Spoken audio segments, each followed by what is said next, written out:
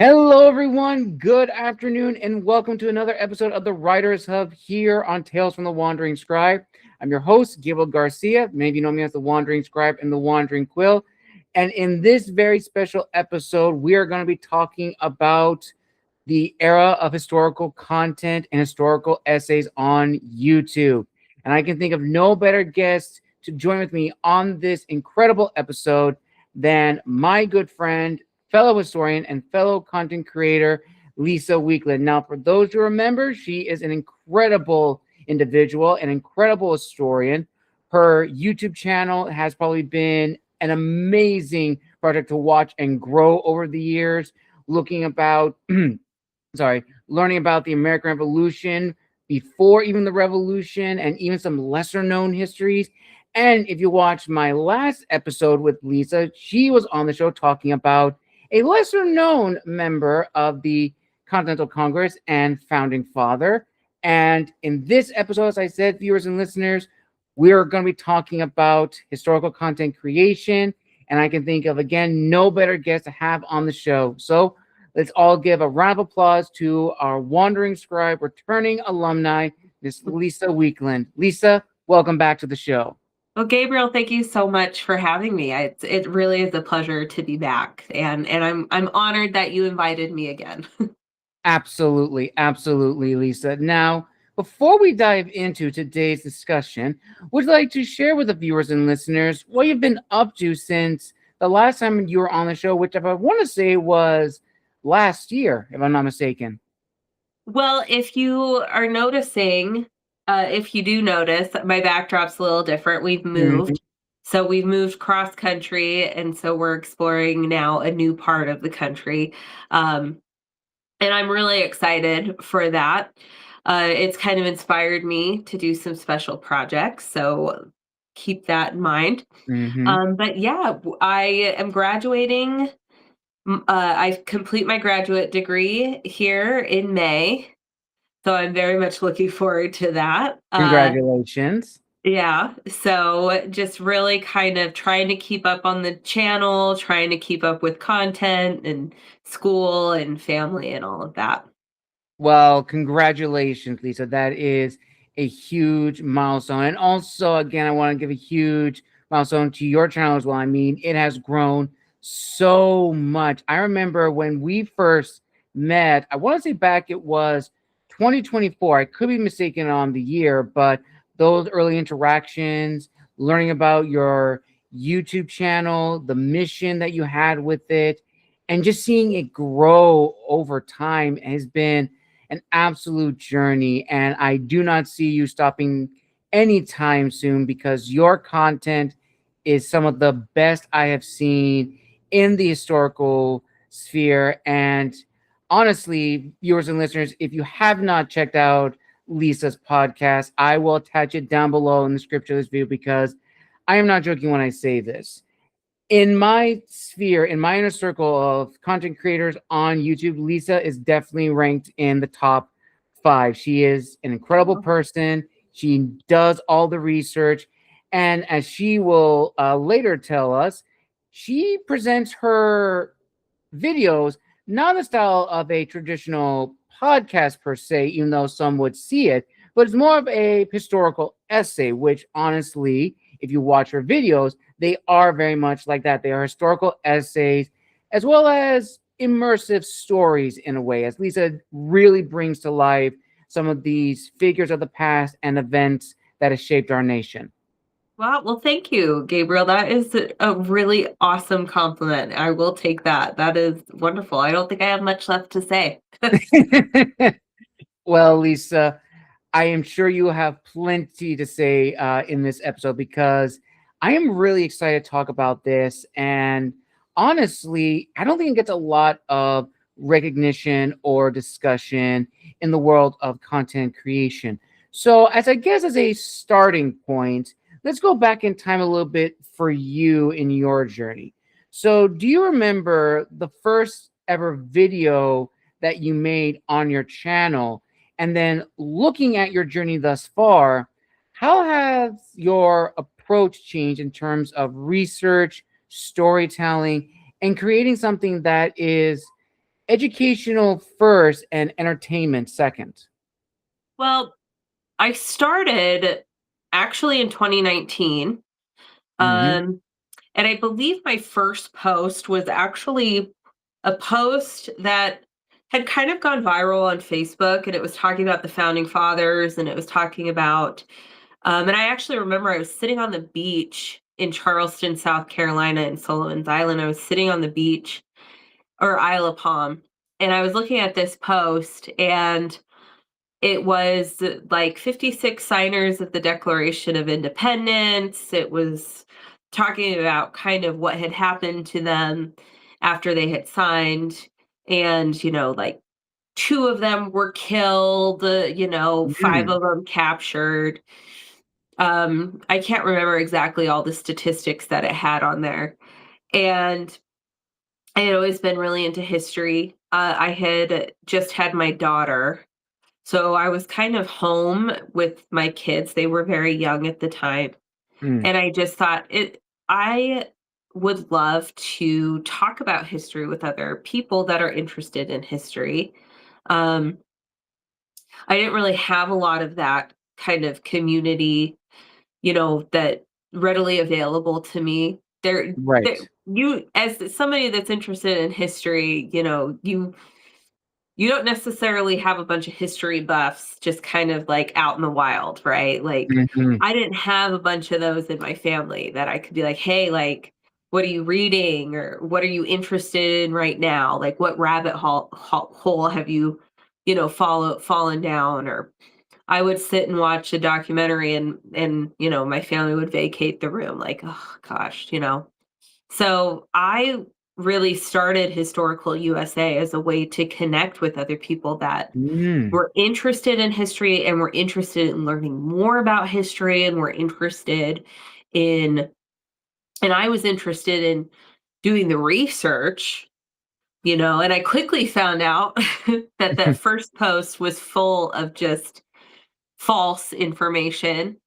Um, so I was like, wow, I really am kind of interested in this. And for me, I was really interested in World War One, World War Two, Mm-hmm. different revolutions like the French Revolution, the Russian Revolution, and the Roman Empire, and things like that. And I just kind of felt like the United States is too new. And for me, I was really into more of classics. And I didn't really know a whole lot about the United States, and I Right. wanted to kind of learn more. Um, so I started Historical USA, and I started doing research into some of the different founding fathers. And at first, this was before Reels. This was really before TikTok. This was before, Mm-hmm. or I should say, before TikTok became what it is now. I mean, at the time, Right. TikTok was like an app for 12-year-old kids that just wanted to do dancing or like lip syncing or Yeah. whatever. Now it's totally different. This is before kind of short form videos even started.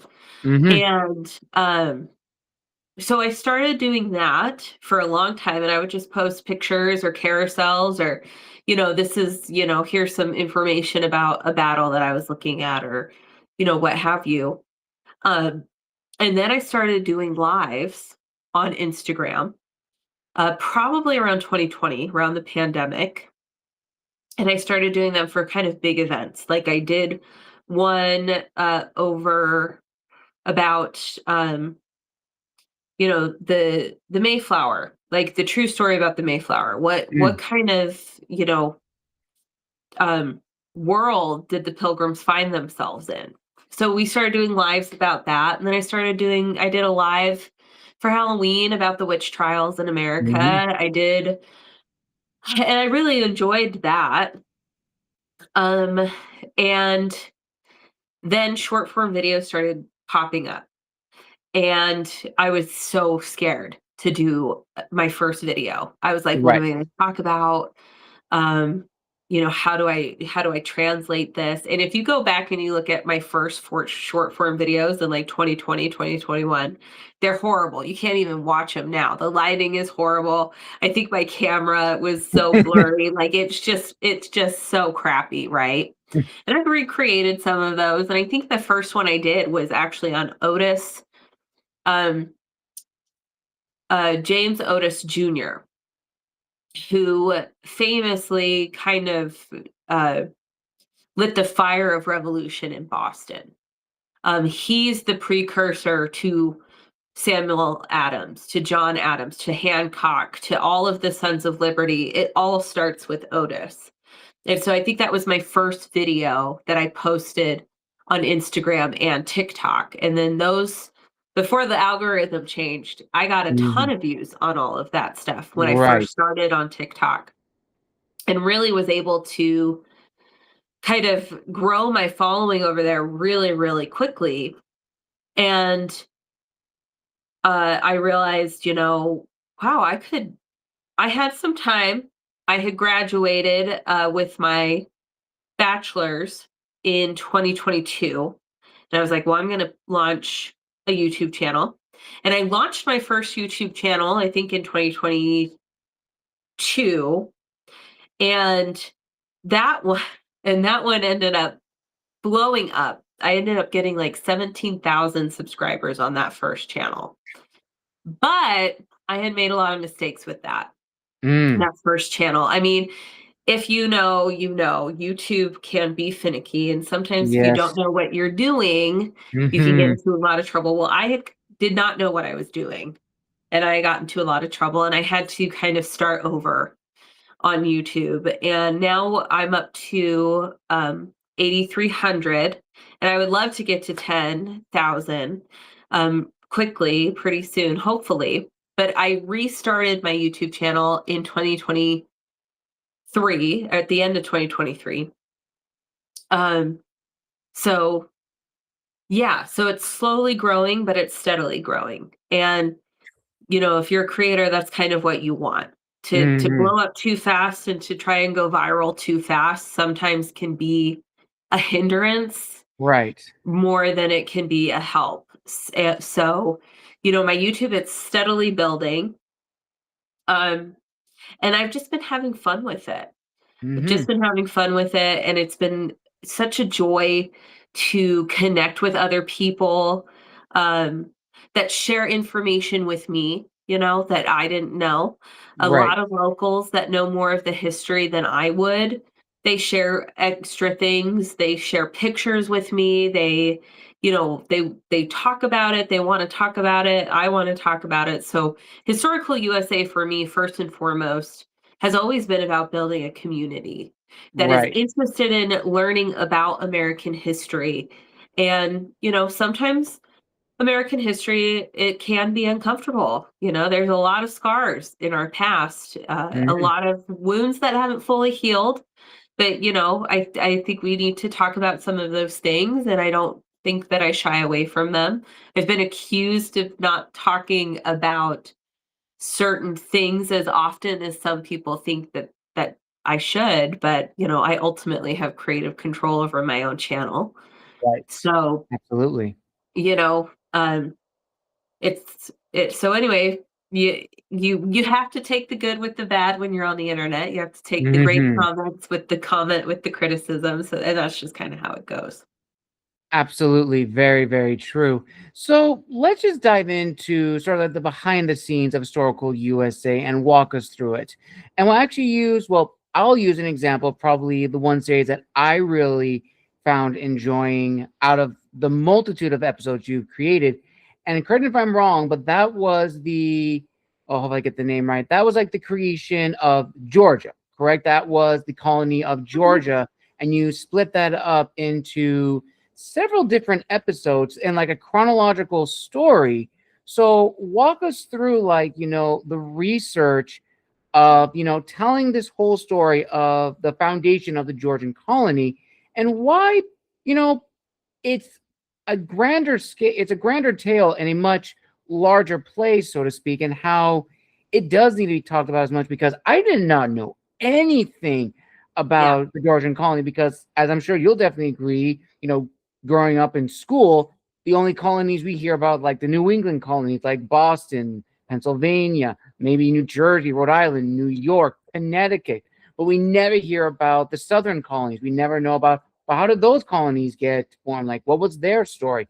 So I would love to hear, the idea for that and how that series has been, like, in a way, an eye opener for you as a, not only as a historian but as a content creator, of creating engaging content but also learning something in the process. Okay, so for my first season of my podcast, so I decided to take on a really huge undertaking. Um, Most historians would not do this. I've contemplating abandoning it several times. But when I started my podcast, when I decided I was going to start making long form content, I decided that I was going to start chronologically. Mm, And that meant that I needed to start decades before the American Revolution. Now, where I started um, may be a little bit controversial for some people because I hadn't started with like the Mayflower or Jamestown or anything like that. That to me that's too new. Okay, there's too much going on. That's a whole other struggle and strife. I wanted to start when the colonies had completely established themselves mm, as governmental, economic, and social entities. Okay, we weren't just, pockets of settlements. They were now the Virginia colony. It was now Massachusetts. So I started about 80 years post Mayflower. mm-hmm. We talked about the Beaver Wars. We talked about um, King William's War, King George's War. I mean, Love those episodes. any war that was happening in Europe around the 17th, 18th century, a version of that, there was always an American theater of those wars. So, and they were called different things, Mm-hmm. like the War of Jenkins' Ear, the Oh War my of, gosh, yes. but then there was also indigenous wars, Indian Mm-hmm. wars, the Pequot War, the Yes. King Philip's War, those sort of things. So I believe I started with King Philip's War. Um, and I'll tell you a special project that I'm working on later, but Ooh. that kind of starts before that. However, um, in order to tell that story, you kind of have to talk about colony building, right? And you had the 12 colonies. You have Massachusetts, Rhode Island. Um, I don't think I can name Virginia, South Carolina, North Carolina. Um, these guys were already being established, and it really the crown starts to realize that the money makers are the southern colonies. Okay, your money makers with tobacco and indigo and rice, that's where they're starting to make their money, is South Carolina. It's North Carolina, it's Georgia. It's the southern colonies that are starting to make a lot of money, right? But here's the thing. You had at the time the Spanish in Florida, Mm-hmm. and in order to understand this kind of colonial world, you have to understand the European world at the time. And there's a lot of powerful empires in Europe that are all fighting for control. And the Brits, their mortal enemies are the Catholics. Okay. The two biggest Catholic nations are the French and the Spanish. And Yep. they have, at this point, aligned themselves through marriage, and they are targeting the Brits, which also means that they're targeting British colonial holdings in North America because the Spaniards and the French all have colonial holdings in North America.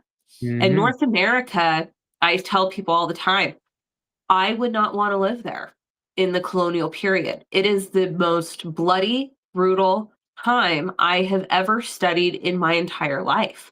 Not only do you have these European powers fighting each other on the soil, you also have indigenous tribes that are aligning themselves, with these European powers, and the entire social, political, like all the geopolitics are just ripe for war after war, strife after Mhm. strife. There are people that are being killed. Well, the Brits, they realize they have an issue.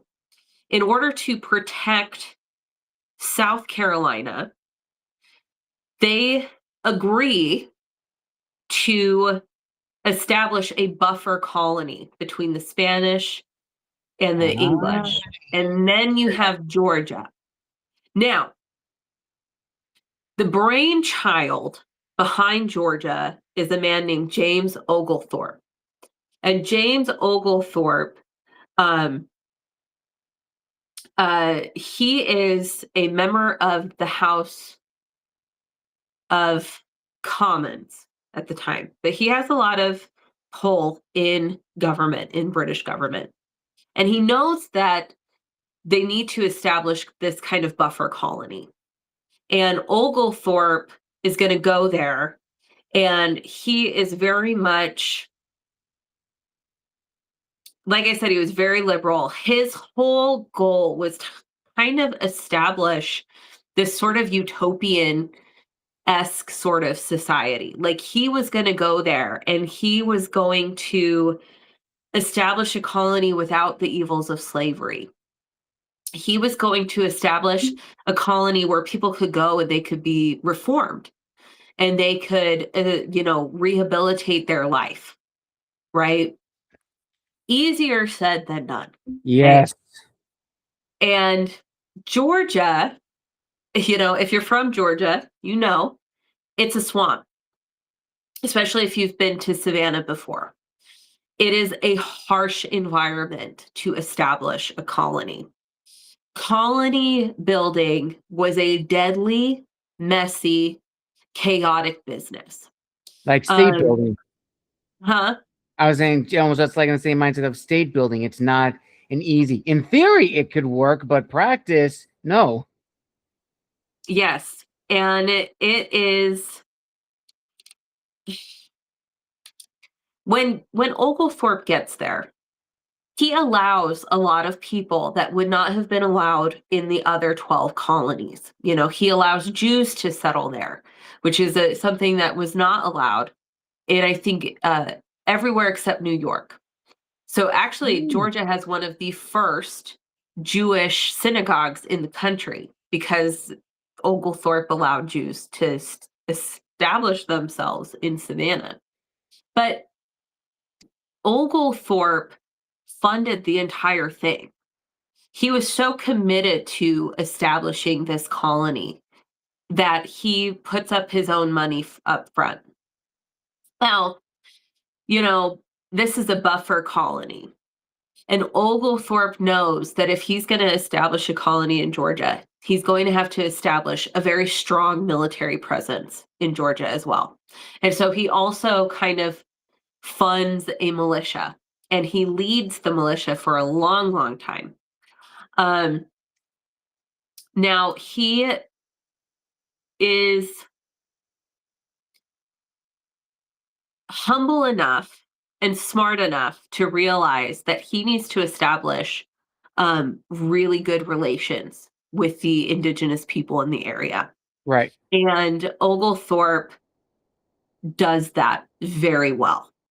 I'm trying to remember. I know somebody from Georgia is probably screaming because they know who it is, but I'm trying to remember who his ally was.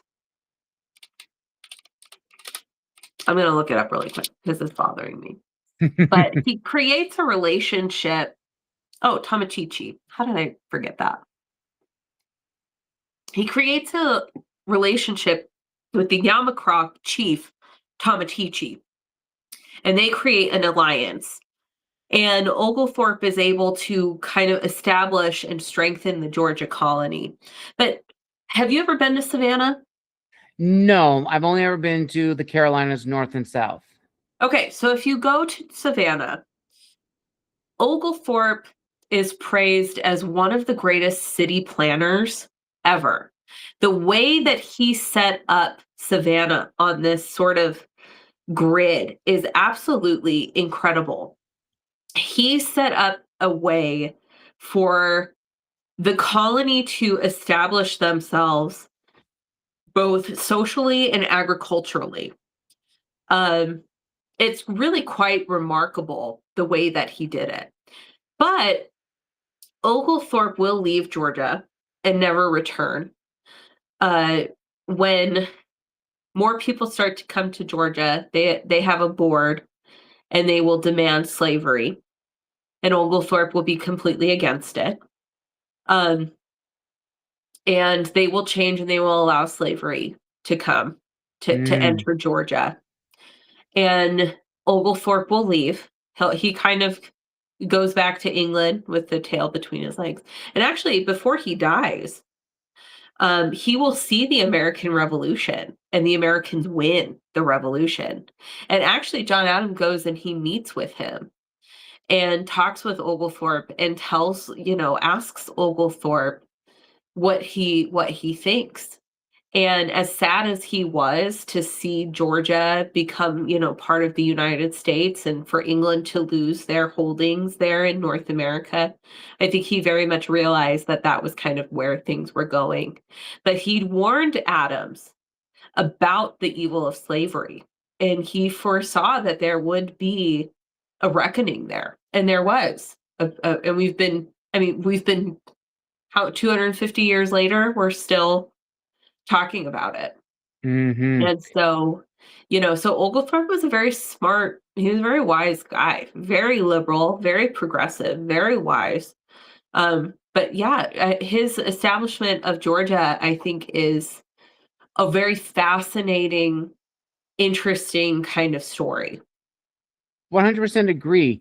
And when I first saw that episode of Yours and Answers, when I watched the entire series, I was blown away because, as I'm sure you'll definitely agree, Lisa, that in the grand scheme of the different histories that we are taught, American history has always been seen as, the younger brother of the classics and the medieval period because it is so very, very new in terms of history wise. But from the works you are doing and the works that others are doing, bringing to light the lesser known stories, but telling that, the whole revolution or the foundation of the Americas was not like an overnight thing. It was the works of many different people, Mhm. Oglethorpe being one of them for the Georgia colony, and many others. And it's a shame that we don't see that as much in historical content, which leads to another discussion or another thing I had with another guest not too long ago about, what you just mentioned earlier, which is, clickbait, rage baiting, especially in the historical content world. I have seen a lot of videos talking about either the same thing, but the research is not there. It's meant to push a certain narrative or discussion. And I 100% agree that, history, all history, has its shares of scars and demons. Sure. And we have to teach it as such because we can't sugarcoat history. History is very violent. It's Mhm. very disgusting. It has some of the most volatile and traumatic moments in human history that stun us in the modern age to think of that actually happened. But Yeah. history also has the more beautiful side, the more empowering side that we also need to showcase that. So I would just love to hear your thoughts as a content creator. What are your thoughts on sort of like this pendulum of historical media being created? And it's kind of like, again, this teeter-totter of, you have great historical content, which has the research, which is told in a way that is much like yours, educational and engaging. But on the other side of the coin, it's either rage bait, clickbait, or just trying to get an emotional response out of you? Sure. So I look at history, I want to look at empirical evidence, okay? Those that are trying to rage bait you as an empirical historian, I have a thesis and I'm going to look at the facts to see if I can prove that thesis, right? If I can't Mhm. prove that thesis, then I will change my thesis. This is what I have found. Then you have dialectic historians, okay? And those are historians that have a preconceived narrative. And they are pigeonholed, they try to pigeonhole history into the narrative that they have already established, right? A rage baiter, someone on there, I get this all the time. There were 9 presidents before George Washington. How come nobody talks about that? Right? There weren't 9 presidents before George No. Washington. There were 9 presidents of Congress under the Articles of Confederation, but they were not the president of the United States. They were the president of Congress, right? They only had 1-year terms. Half of them didn't even show up for their term, because of how weak the Articles of Confederation were. Now, I just gave you context that someone who's trying to rage bait you would not give you, right? Right. I am not looking to rage bait people. This is what I have found. If you don't like it, I mean, you can certainly state your opinion, but I'm never going to share with you something or try and mask what I'm saying to you. Right. That is my Very whole true. point. Um, I have posted things that people don't like because there are things that are uncomfortable to talk about, you know? Mhm. The Battle of Wounded Knee, it is an uncomfortable thing to talk Oh, about. yes. People always have free agency. Our government, just like every other government in the world, has not acted honestly. Um, and there are things that were acceptable in the 18th century that are absolutely appalling to us today. Absolutely. And those are uncomfortable things because socially we have moved so far from that. Now, you can't go back and relitigate the past in that way. I think it doesn't serve anyone Mm-mm. anything. It all it does is breed a really negative view, and that also breeds things that I think are kind of dangerous. Mhm. Um, there is a quote that's attributed, I think, to Roger Sherman, um, when it talks about when humans lose faith in institutions, when citizens lose faith in institutions of their government. And I think like we are at that point.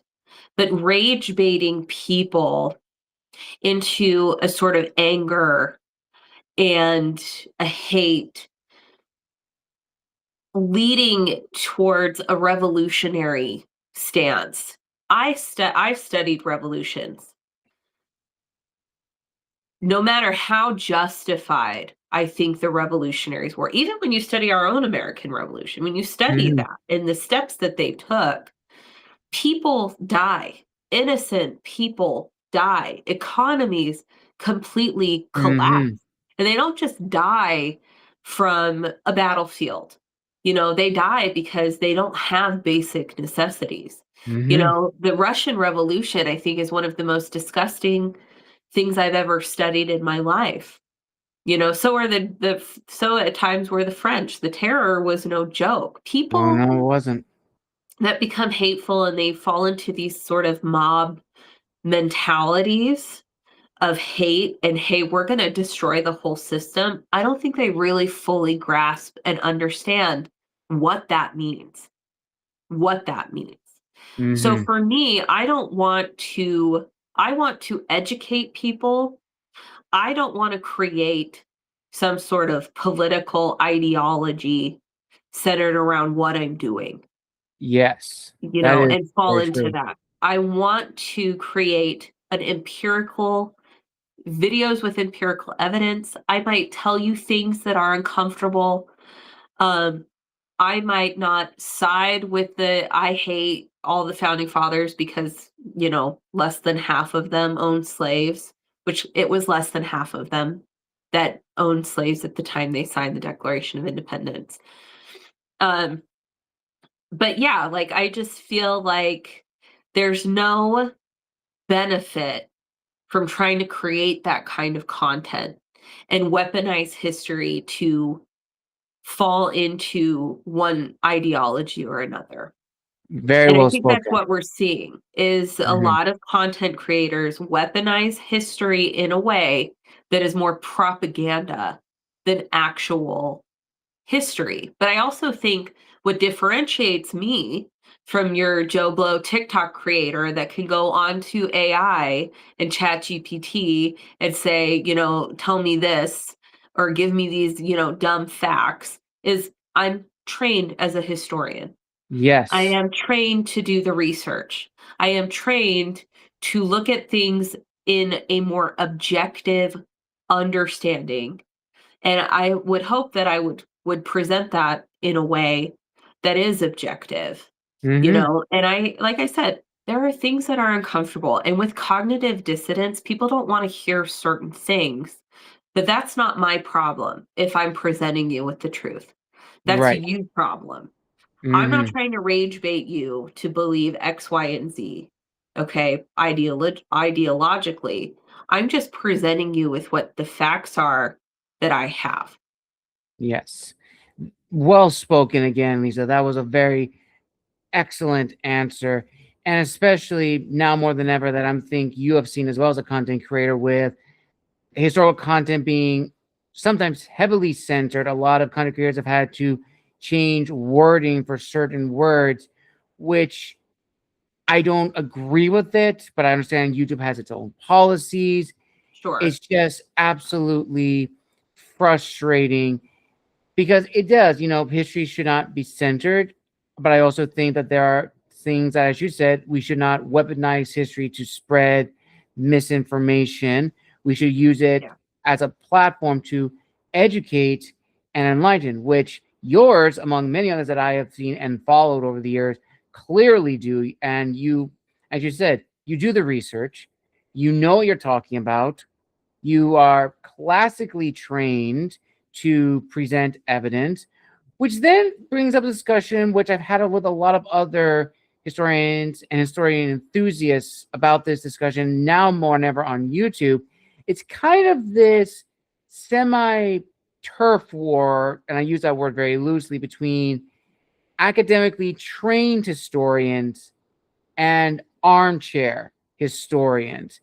And I would love to hear your thoughts on, kind of like this semi beef between the two, because I am very sad to see that there is such a beef between, the two groups, because I have had an opportunity to meet a lot of people who are not academically trained as you and me, but they are the same mindset as us. They do the research, they Mhm. present the evidence, and they present the history that is very storytelling like, but still very factual and accurate.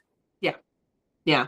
Well, I think that I think it's pretty obvious that there are, especially like on social media. I mean, I don't want to call anyone out, but Hmm. I've followed a lot of creators that were really great at the beginning, and they become something completely different in their content later on, which is kind of sad to see. But you see it, there's a lot of money in social media if you want Hmm. it. Let me Yes. just put it that way. If you want it, okay? There's a lot of money to be had. When you get to a following, there's a lot of people that want to use you as an influencer. So you have history content creators, you have influencers. I don't want to be an influencer. I want to be a history content creator. Right. And I think that's where the two groups that you're talking about. I think there are influencers that know a lot of history, maybe they're history buffs, but they're not necessarily there to give you a full picture of history. They're there to influence you in some way. Then there's history Mm, creators, you know? right. And um and that's where I want to be. I want to be a history content creator. And there's a ton of armchair historians that aren't classically trained. They don't have the degree, but they're wonderful. Oh, yes. And I follow them and they're great, but they're history content creators. They're not influencers. And I Hmm. think that's the difference. Absolutely. And I like how it's kind of like, I think this is a better term to use. You have influencers and you have content creators. And I Mhm. love how you broke it down that influencers are trying to influence you, they're trying to make you think something. Content creators, specifically historical content creators, are trying to educate you on something, which is very, very true. And I think also to talk about probably the elephant in the room as historical content creators, it is not easy. In the world of YouTube, probably the biggest video types that get a lot of views are either video games, movie reviews, No. TV Yeah. reviews. Like historical content creation is a very niche category and group, and it is not easy. And even though I have done a lot of historical interviews and discussions on my channel, I know for me and my capabilities, I could never do historical content, long form like you, Lisa, or any others that I've followed. And it's this need, going back to what you mentioned earlier, of being taken seriously in the sense that you Mm. know what you're talking about. And for me as a writer, more recently when writing my fourth book, Decimus the Wolf of Rome, yes, it was purely a fictitious historical fantasy, but it was based in historical research of if Rome lost the Second Punic War to Hannibal, what is the most logical outcome that would have happened? What would this ancient world be like? I cannot tell you how many days and nights I spent researching, trying to craft a world where Rome, as we know it, collapses and the ripple effects that would have happened. It's a lot, Yeah. but definitely it is worth it. And I would just like to hear sort of your personal thoughts on, doing these types of videos, maybe having that little bit of, self doubt in the back of your mind of, I do all of this research, I present all of this stuff, but are people going to give me the benefit of the doubt and take me seriously? Yeah. Well, first of all, I commend you for taking on historical nonfiction because you and I have had conversations about Mhm. about writing nonfiction, but trying to add in the historical elements. You kind of have to become an expert on whatever subject you're going to write about because the last thing you want to do is be caught with something that's totally this is not Oh, how it would have yes. gone at all. So yeah, being a writer is tough enough, but then trying to write um nonfiction is really difficult. That's Mhm. entertaining, but then trying to write a historical fiction is a whole other challenge on top of it because you really Right. have to kind of establish a world that could be an alternative Yes. believably. And that's a whole different level of world building. So I do, Mhm. I want to praise you for that because I know that that is writing a book is an undertaking, but then trying to do something like that, trying to take a historical event and then spin it into something new Mhm. accurately and believably is something totally different. So, yes, Yes. I wanna say that. And yeah, I could have chosen a totally different niche to make money on, to get views on. I mean, if you're looking at YouTube, you're going to go up against huge channels like Timeline, that posts these crazy produced professional documentaries. You're going to go against companies like History Hit, which I love those guys. Oh, They're yes. British history, first and foremost, but I love those guys. I love what they're doing over there. But that's like a whole established, you know, company, and they have professional cameras and writers and Hmm. producers and editors. And, yeah, um, it is really, really difficult if you're going to be an independent content creator in history on YouTube, because Hmm. you are going up against so many established companies, really. Not as many independent creators. I think those of us that are independent, we know each other at Yes. this point pretty well, and we talk and stuff, but yeah, like you're gonna go up against, like, gosh, you know, looking at it, especially being a girl, I don't want to play the sexist card, but being a girl talking about military history is not going to get me views. It's just not. Like, if I was a girl that wanted to talk about the monarchy, I'd get way more views. If I was a girl that wanted to talk about, the Regency era, or something that most females are interested in historically, I probably get more views. Um, but for me, first and foremost, historical USA, yes, I've wanted to build a community from it, and I feel like I have, but it's mine. It's Hmm. my passion project. It's something that I want to do. I have contemplated, Gabriel, I don't know how many times, shutting it down and walking away. So many times. I have had so many highs. I have had so many lows. I have cried. I have laughed. I've had so much joy. And it has been one of the biggest emotional roller coasters of my entire life. But there's something inside me. I have such a passion for it that I can't quit. Hmm. And that's Very kind of good. where I'm at. It doesn't I've been doing this for so long that just now the thought of just being like, "All right, I'm just gonna quit and walk away." It's like I can't anymore. It's a part of me now. I don't know if that makes sense. No, that absolutely is very true.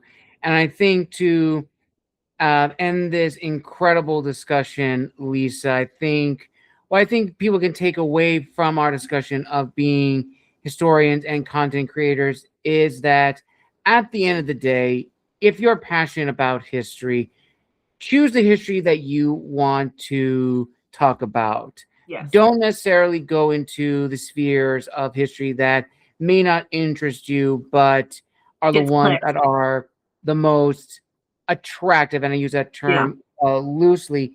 Create the content that you want to make because no one's going to know it better than you. I know a lot of good people who have done some incredible things. Jackson Van Nuden in the UK, Book and Trowell, another Yeah. historian, Kylie Hunter, a credible person, and of course, your twin based in Japan, TK Nakamura for the love of history, which also little tangent viewers and listeners, I actually shared your picture, Lisa, to TK, and it's like, when did you get a pic? When did I have like short hair? It's like, no, that's not you. That is your twin in the US. And I was like, really?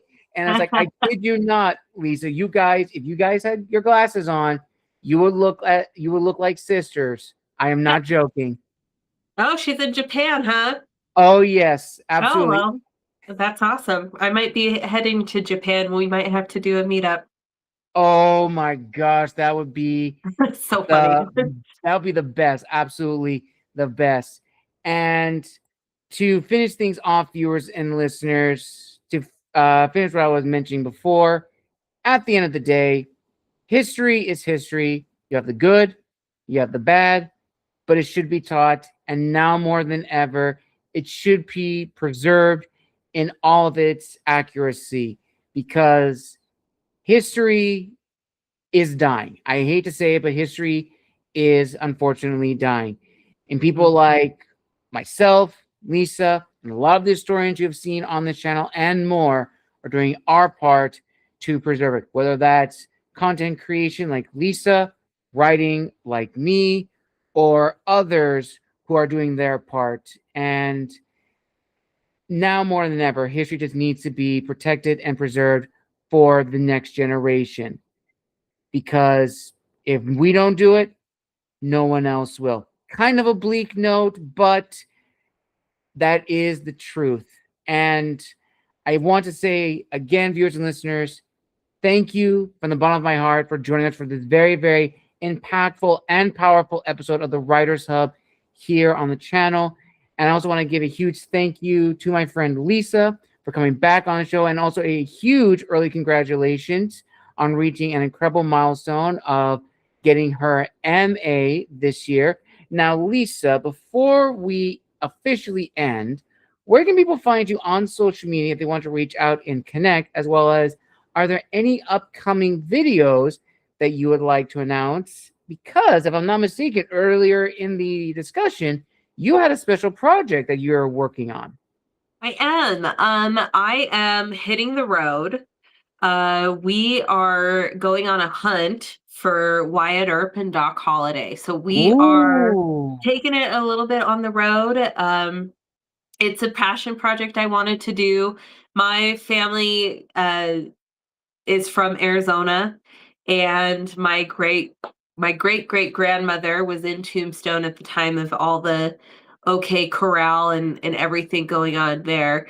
So that's kind of what we're doing. We are going to be chasing him around the Midwest and the Southwest, and that is something I hope to get out this summer on my YouTube channel. If you want to find me anywhere, I am historical_USA at historical_USA, Instagram, TikTok, YouTube, X, Threads, Spotify. I'm trying to think where I'm at. Apple Podcast. You can find me all over there. And if you want to support my work, you can also find me on Patreon. And I'll attach all those down below in the description of this video. And if you'd like to see Lisa's appearances on the channel, I'll also tag her first ever interview on The Wandering Scribe here, as well as attaching her Historians Lounge episode where we talked about the anniversary of the Battle of Bunker Hill and some of the men who partook in that battle, which I still look back on, and that was probably one of my favorite episodes to record for that year. So I'll attach all that down below in the description of this video, viewers and listeners. Again, thank you so much for joining us for another amazing episode. A huge congratulations to my friend Lisa. And as always, make sure to like, comment, and subscribe to both of our channels.